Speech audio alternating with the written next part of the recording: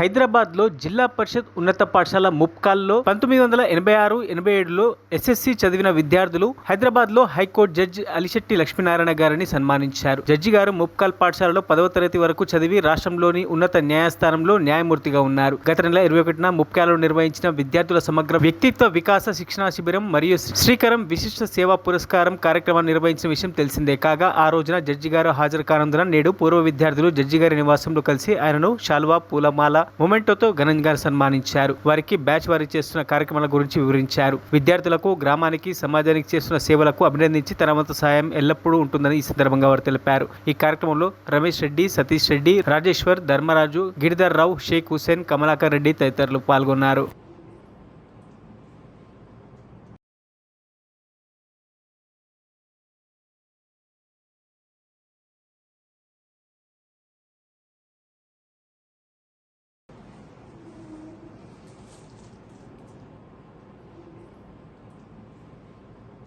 మరిన్ని అప్డేట్స్ కోసం మా ఛానల్ని సబ్స్క్రైబ్ చేయండి.